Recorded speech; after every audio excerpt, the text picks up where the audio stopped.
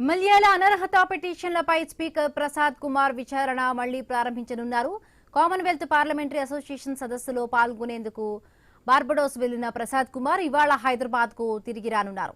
ఆయన విదేశీ టూర్ కు వెళ్లే ముందు ఎమ్మెల్యేలు ప్రకాష్ గౌడ్, కాళ యాదయ్య, గూడెం మహిపాల్ రెడ్డి, బండ్ల కృష్ణమోహన్ రెడ్డిపై దాఖలైన పిటిషన్లపైన విచారణ ప్రారంభించారు. ఆ నలుగురు ఎమ్మెల్యేల మీద దాఖలైన పిటిషన్లపై వాదనను స్పీకర్ సమక్షంలో మళ్లీ జరగనున్నట్లుగా స్పీకర్ కార్యాలయం వెల్లడించింది. అనర్హత పిటిషన్లకు సంబంధించి స్పీకర్ నోటీసులు అందుకున్న 10 మంది ఎమ్మెల్యేల్లో దానం నాగేందర్, కడియం శ్రీహరులు మినహా మిగిలిన 8 మంది వివరణ ఇచ్చారు. ఆ 8 మందిలో 4 ఎమ్మెల్యేలకు సంబంధించిన పిటిషన్లపైన విచారణ ప్రారంభించిన స్పీకర్ శుక్రవారం ముగించే అవకాశం ఉందని తెలుస్తోంది. మిగిలిన 4 ఎమ్మెల్యేలు అరికపూడి గాంధీ, పోచారం శ్రీనివాసరెడ్డి, తెల్లం వెంకట్రావు, సంజయ్ కుమార్లపై దాఖలైన పిటిషన్ల విచారణను ఈ నెల 27 నుంచి చేపట్టే అవకాశం ఉందని అసెంబ్లీ వర్గాలు చెబుతున్నాయి. ఎమ్మెల్యే అనర్హత పిటిషన్లపై విచారణ నేపథ్యంలో ఇవాళ్టి నుంచి నెల 31 వరకు అసెంబ్లీ ప్రాంగణంలోకి విజిటర్లు, మాజీ ఎంపీలు, ఎమ్మెల్యేలు, ఎమ్మెల్సీలు, మీడియా ప్రతినిధులు ఎవరూ రాకుండా ఆంక్షలు విధించారు. మరొకవైపు శాసనసభ మండలి సమావేశాలను ప్రోరోగ్ చేస్తూ governor Jishnu Dev Varma gazette notification విడుదల చేశారు. గడిచిన ఆగస్టు 30న ప్రారంభమైన శాసనసభ మండలి సమావేశాలు నిరవధికంగా వాయిదా పడ్డాయి. అసెంబ్లీ మండలి నోటిఫికేషన్ కొనసాగుతున్న సమయంలో ప్రభుత్వం ఏదైనా ఆర్డినెన్స్ తీసుకురావడానికి నిబంధనలు అంగీకరించవు. ప్రభుత్వం ఇటీవల స్థానిక సంస్థల ఎన్నికల్లో 2 పిల్లల నిబంధనను ఎత్తివేస్తూ కేబినెట్లో తీర్మానం చేసింది. దీనికి సంబంధించిన ఆర్డినెన్స్ ను ఇవాళ జరిగే మంత్రివర్గ సమావేశంలో ఆమోదించనున్నట్లు తెలుస్తోంది. ఈ క్రమంలోనే అసెంబ్లీ మండలి నోటిఫికేషన్ ను ముగిస్తూ గవర్నర్ ఇచ్చిన ఆదేశాలకు అనుగుణంగా శాసనసభ కార్యదర్శి గెజెట్ నోటిఫికేషన్ ను జారీ చేశారు. దీంతో కొత్తగా ఆర్డినెన్స్ ను తీసుకురావడానికి మార్గం సుగమమైంది.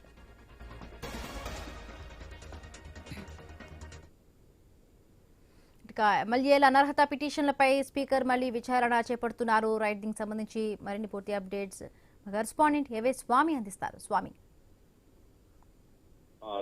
టూర్ ముగించుకొని వచ్చినటువంటి స్పీకర్ గడ్డం ప్రసాద్ కుమార్ మళ్లీ ఎమ్మెల్యేల అనర్హత పిటిషన్ల పైన విచారణ కొనసాగించనున్నారు. ఈ నెల 24 నుంచి ఈ విచారణ ప్రారంభం కాబోతుంది. ఇప్పటికే ప్రకాష్ గౌడ్, కాళ యాదయ్య, మహిపాల్ రెడ్డి, బండ్ల కృష్ణమోహన్ రెడ్డి పైన దాఖలైన పిటిషన్లను విచారించినటువంటి స్పీకరు మరో 4 పైన విచారణ కొనసాగించనున్నారు. ఇందులో ఒకవైపు కడియం శ్రీహరి, దానం నాగేందర్ ఇంకా ఎలాంటి వివరణ ఇచ్చుకోలేదు కాబట్టి వారు కూడా వివరణ ఇచ్చుకునే అవకాశం ఉంటుంది.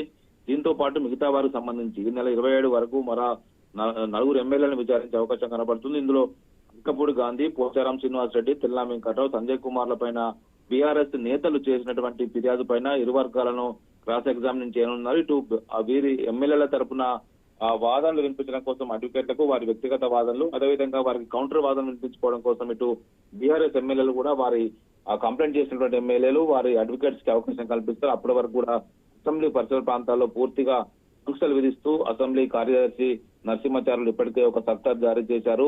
అప్పటి వరకు ఇతరుల సందర్శనలకు ఎవరికి అనుమతి లేదు. మరోవైపు అసెంబ్లీ మీడియా పాయింట్ కావచ్చు, మిగతా ఇలాంటి సమావేశాలకు అవకాశం ఇవ్వట్లేదు. కేవలం ఎమ్మెల్యేలు, ఎమ్మెల్సీలు వారి కార్యాలయాలకు మాత్రమే అవకాశం ఇస్తున్నారు. అసెంబ్లీకి విచారణకు వచ్చేటువంటి అడ్వకేట్స్, మిగతా వారికి సంబంధించినటువంటి వాళ్ళు వారికి సంబంధించిన గ్యాడ్జెట్స్, ఫోన్లన్నీ కూడా బయటనే డిపాజిట్ చేసి రావాలని చెప్పేసి అసెంబ్లీ కార్యదర్శి ఒక సర్కులర్ అయితే జారీ చేయడం జరిగింది. మొత్తానికైతే గత కొద్ది కాలంగా బీఆర్ఎస్ పార్టీ నుంచి గెలిచి కాంగ్రెస్ పార్టీలోకి వెళ్లారనే ఆరోపణలు ఎదుర్కొంటున్నటువంటి ఈ 10 మంది ఎమ్మెల్యేల పైన అనర్హత వేటు వేసి వారి విషయంలో మళ్లీ వేటు వేయాలని చెప్పేసి బీఆర్ఎస్ నేతలు ఒకవైపు రాష్ట్ర హైకోర్టు, సుప్రీంకోర్టులో ఒకవైపు లీగల్ ఫైట్ చేస్తున్నారు. ఆ కోణంలో ఒకవైపు సుప్రీంకోర్టు ఆదేశాల మేరకు దీన్ని విచారించాలని చెప్పి సుప్రీంకోర్టు డైరెక్షన్ ఇచ్చింది. ఇప్పటికే స్పీకర్ గడ్డం ప్రసాద్ కుమార్ ఈ 10 మంది ఎమ్మెల్యేలకు నోటీసులు ఇచ్చి ఆ విచారణ కొనసాగిస్తున్నారు. ఇప్పటికే 4 మంది ఎమ్మెల్యేలకు సంబంధించిన విచారణ పూర్తయింది. ఇంకొక 6 మంది ఎమ్మెల్యేల విచారణ అయితే కొనసాగించాల్సి ఉన్నది.